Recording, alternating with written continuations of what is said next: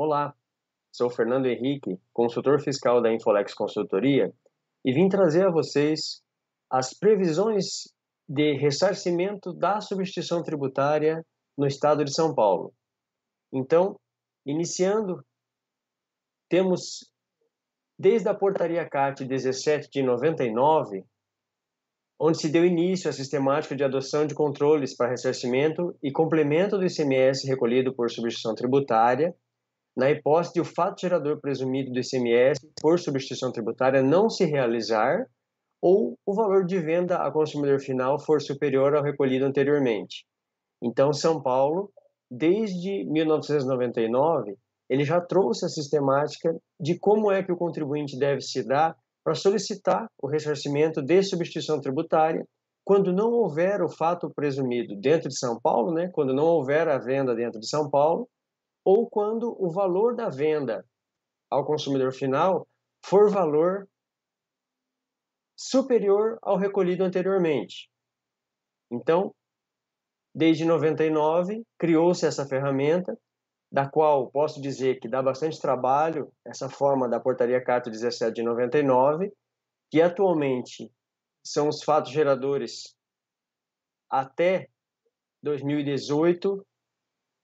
Então, com o advento da escrituração fiscal, a SMS, IPI, eletronicamente, o SPED, as formas de lançamento do ressarcimento do imposto foram alteradas pela Portaria CAT 158 de 2015, a qual será utilizada pelo sujeito passivo por substituição tributária com a finalidade de ressarcimento ou complemento do imposto retido pelo regime de substituição tributária, dentro das hipóteses previstas nos artigos 269 ao 272 do Regulamento de ICMS de São Paulo. Então, a gente precisa frisar que até 31 de 12 de 2015, a forma de ressarcimento e complemento do ICMS recolhido por substituição tributária era determinado pela Portaria CAT 17 de 99. Quanto ao ano de 2016, era opção do contribuinte a adoção das novas regras da Portaria CAT 158 de 2015 ou ainda a utilização das regras da Portaria CAT 17 de 99 para o ressarcimento e complemento do ICMS-ST. Então, a partir de 2016, passou-se a utilizar um novo método para os fatos geradores a partir de 2016, que é a Portaria CAT 158 de 2015. Então, fatos geradores até 31 de 12 de 2015 tinham que ser pela Portaria CAT 17 de 99. A partir de 1º de janeiro de 2016, os fatos geradores a partir dali seriam pedidos, então, através da Portaria CAT 158 de 2015. Considerando, então, a aplicabilidade opcional da Portaria CAT 158 de 2015 até 31 de 12 de 2016, entende-se que a obrigatoriedade da aplicação do método determinado pela Portaria CAT 158 de 2015 aos contribuintes paulistas teve início em 1 de janeiro de 2017. Então, com a publicação da Portaria CAT 158 de 2015, a partir de 1 de janeiro de 2017, passou-se, então, os fatos geradores a serem aproveitados e ressarcidos a partir desse período, então, o ano 2016 para cá.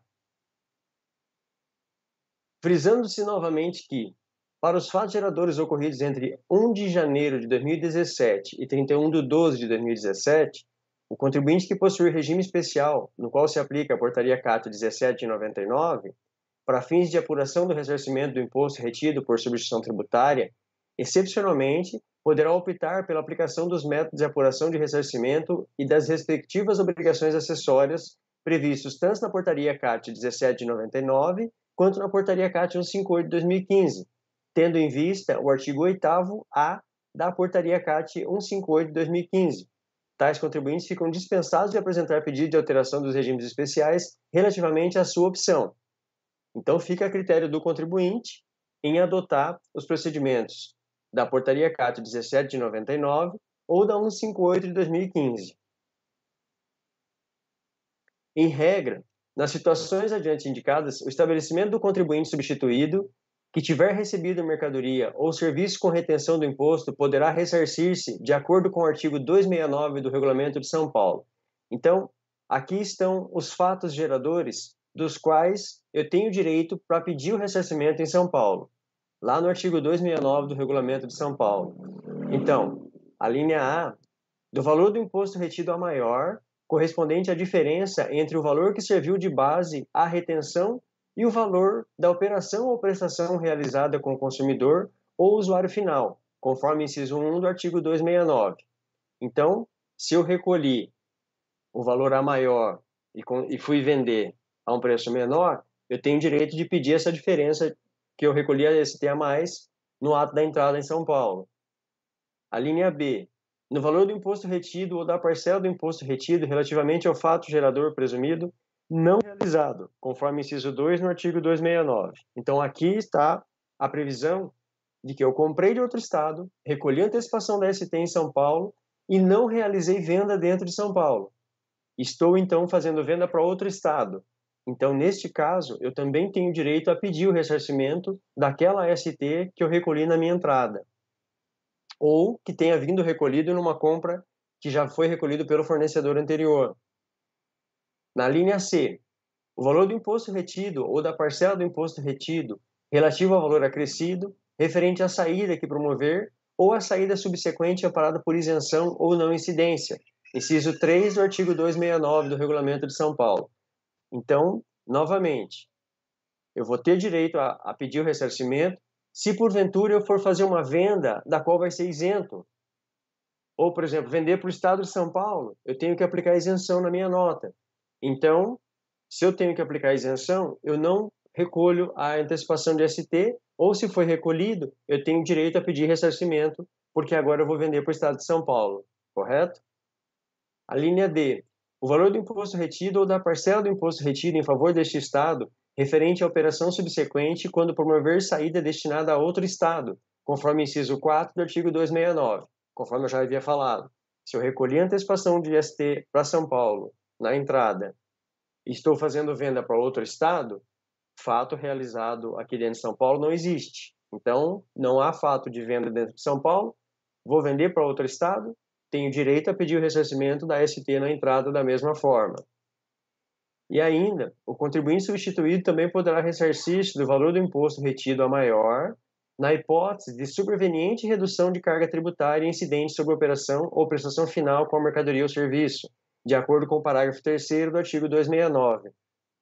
Então, se tiver alguma previsão de redução da carga interna em São Paulo, e eu não tenho observado isso na entrada para recolhimento da ST, eu também posso fazer a conta e pedir o ressarcimento daquela diferença que eu recolhi a maior.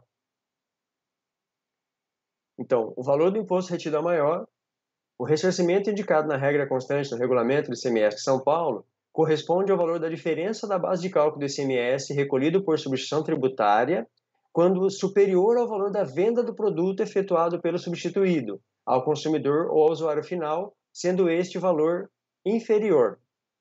Tal hipótese de ressarcimento fora discutida até através da DI 2777 de 2003, tendo sido julgada e finalizada em 2016, quando os ministros do STF decidiram pelo direito do contribuinte ao ressarcimento. Relativamente a esta opção, ação direta de inconstitucionalidade, o contribuinte poderá verificar as disposições no site do STF. De acordo com o parágrafo 6º do artigo 269 do Regulamento de São Paulo, determinou que esta hipótese aplique-se apenas aos casos em que a base de cálculo do imposto devido por substituição tributária tenha sido fixada nos termos do artigo 40A, ou seja, fixada por autoridade com preço único ao máximo ao consumidor, o chamado preço de pauta. Então, até essa previsão aqui, ela vale para aqueles produtos que foram tabelados pelo Estado, que possuem preço de pauta, cuja ST foram recolhidas a preço maior e acabaram saindo menor. Então, aí me dá a previsão de substituição tributária.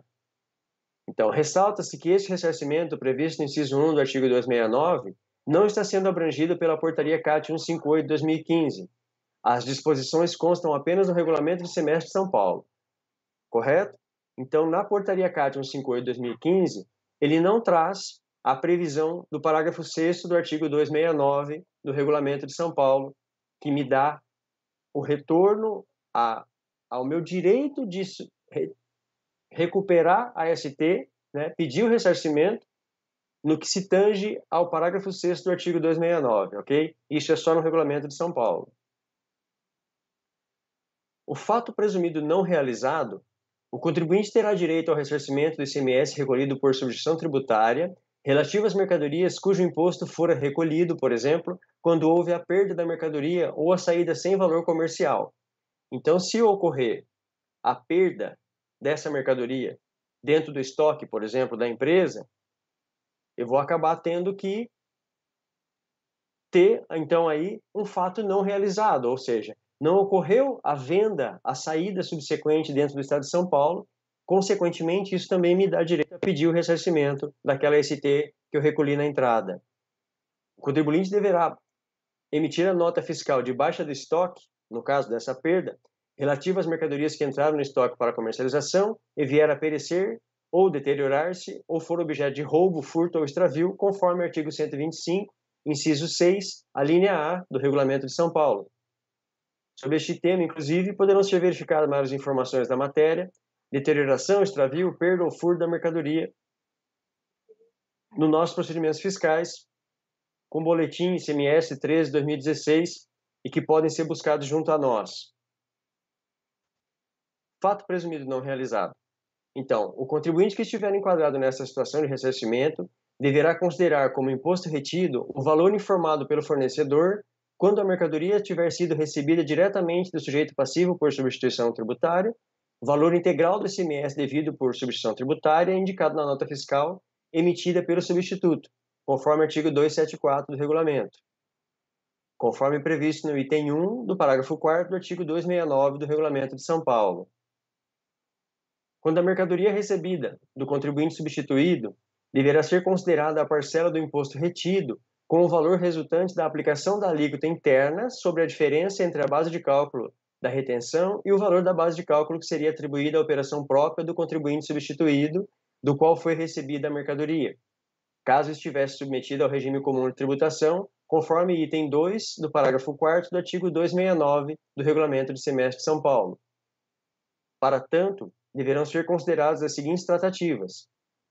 A linha A. A alíquota interna será o percentual determinado nos artigos 52 ao 55 do Regulamento de São Paulo. A diferença é o valor cobrado a menor na venda da mercadoria se fosse vendida.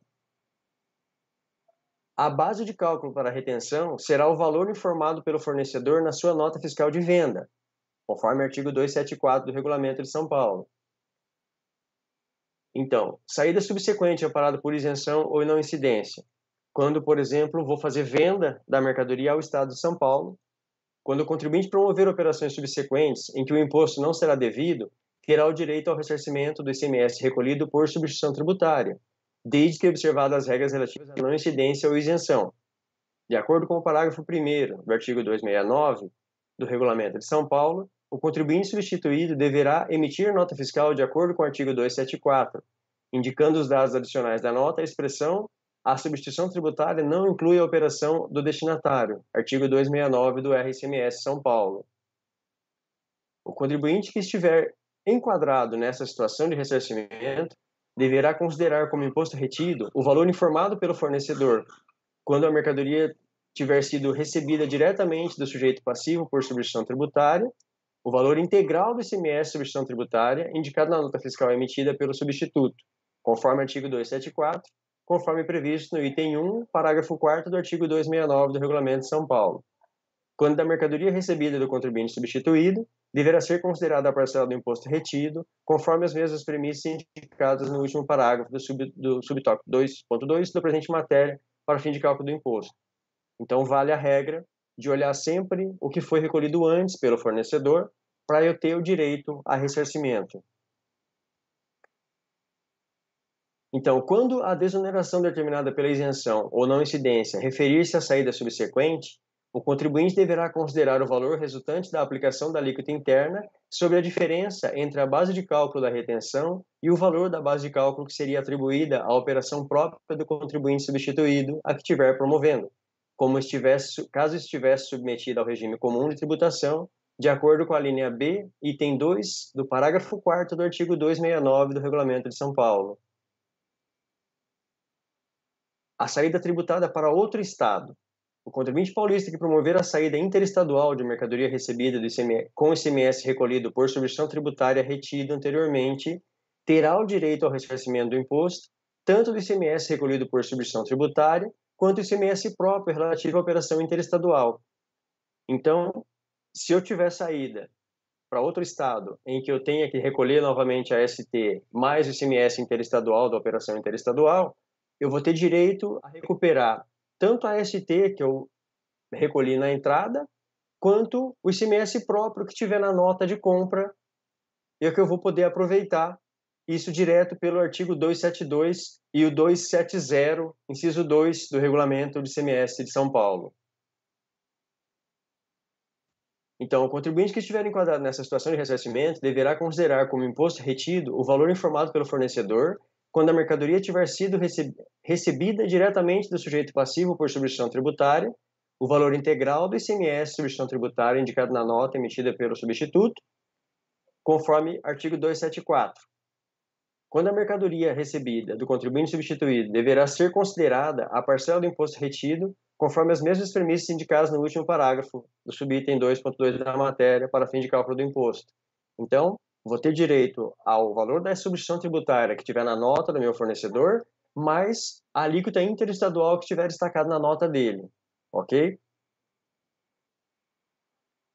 Então, a substituição tributária disponíveis, o que foi aplicado até 31 de dezembro de 2019, se referia ao convênio 142 de 2018, que foi válido a partir de 1 de janeiro de 2019, que passou a disciplinar as regras gerais aplicáveis ao regime de substituição tributária com o encerramento de tributação, relativo ao imposto devido nas operações subsequentes, em substituição às disposições do convênio 52 de 2017.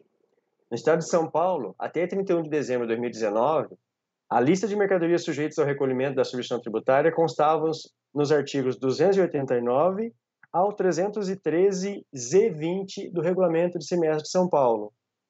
Com a publicação do Decreto 64552 de 2019, a lista de mercadorias sujeitas à substituição tributária foram retiradas do regulamento, passando a ser divulgadas por meio de ato normativo de competência do coordenador da administração tributária em regra, a Portaria CAT. Então, a partir de 2019, todos os produtos da substituição tributária em São Paulo estão previstos em Portaria CAT. Então, vamos lá. Nas formas de ressarcimento do ICMS-ST. O ressarcimento poderá ser efetuado, alternativamente, observada a disciplina estabelecida pela Cefaz, conforme o artigo 270 do Regulamento de São Paulo. Então, ele contempla a compensação escritural, onde eu vou lançar direto na minha apuração do SPED ou da GIA, a nota fiscal de ressarcimento, que eu emito contra um substituto tributário, e o pedido de ressarcimento diretamente ao posto fiscal. Isso aqui se referia principalmente ao Simples Nacional. Então, na compensação escritural, nesta modalidade, o lançamento dos valores a ressarcir será realizado diretamente na apuração do ICMS, no bloco E da Escrituração Fiscal Digital ICMS-IPI, tanto os valores relativos ao imposto devido por ST, tratado nesta matéria como ICMS-ST, quanto aos valores relativos ao ICMS próprio, das portarias CAT 17 de 99 e portaria CAT 158 de 2015.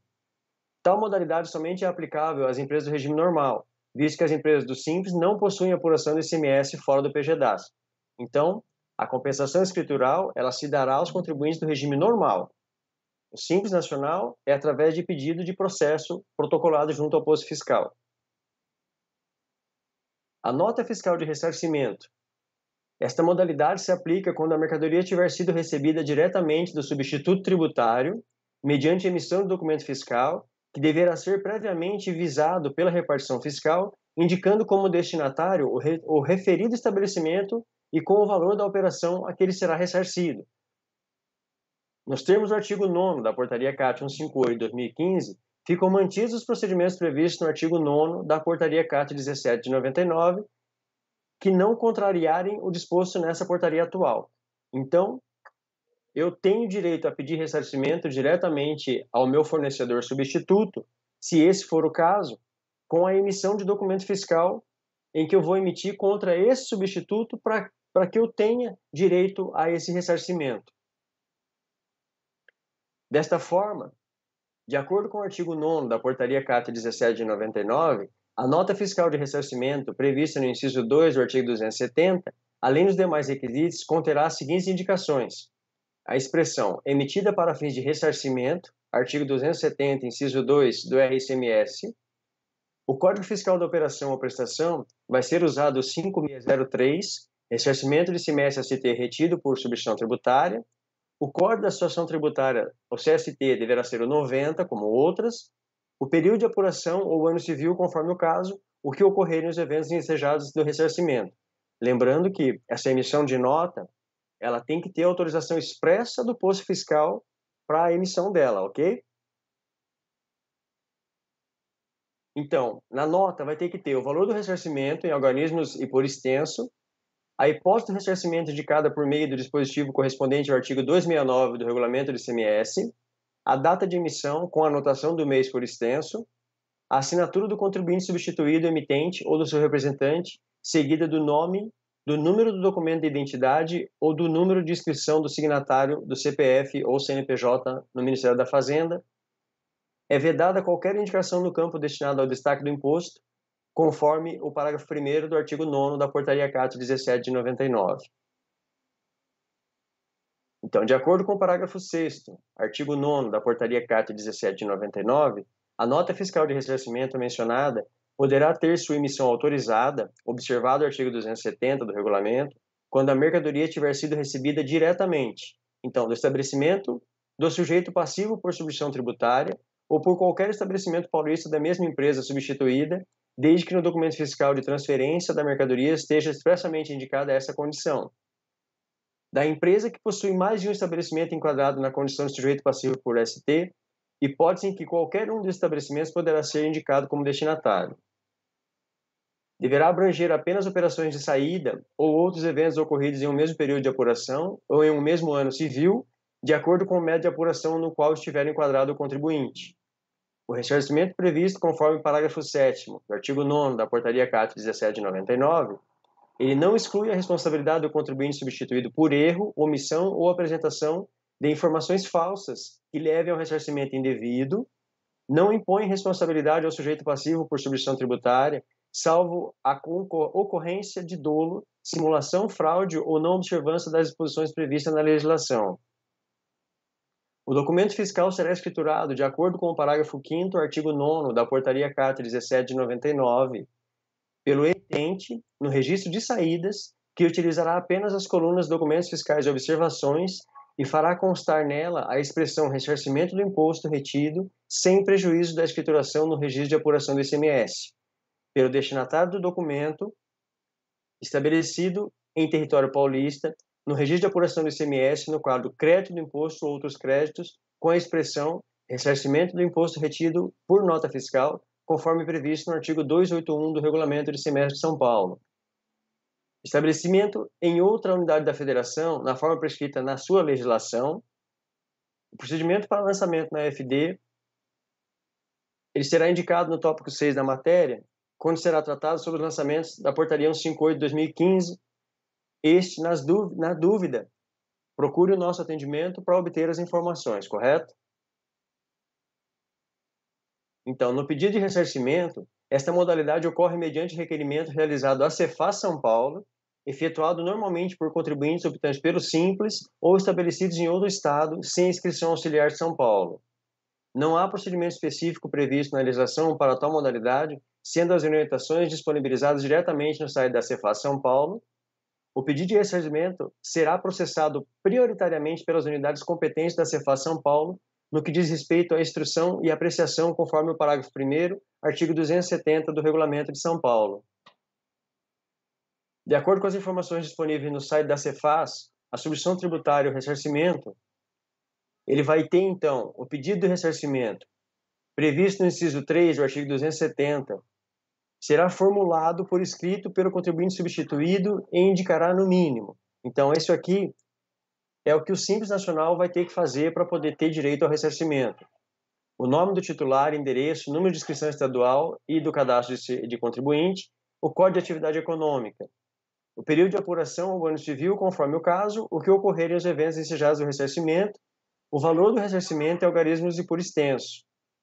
As hipóteses de ressarcimento e seu enquadramento no artigo 269, a identificação completa do estabelecimento por substituição tributária, responsável por retenção do imposto das mercadorias envolvidas nas operações ensejadoras do pedido, identificação completa da sua conta bancária. O pedido de ressarcimento deverá abranger apenas operações de saída ou outros eventos ocorridos em um mesmo período de apuração, em um mesmo ano civil, de acordo com o método de apuração no qual estiver enquadrado o contribuinte. Deverá ser instruído com cópia dos documentos comprobatórios da apuração do valor a ser ressarcido, de acordo com a disciplina pertinente, comprovação do lançamento de que trata o parágrafo 1º do artigo 7º da Portaria CAT 17 de 99. Deverá ser entregue em duas vias.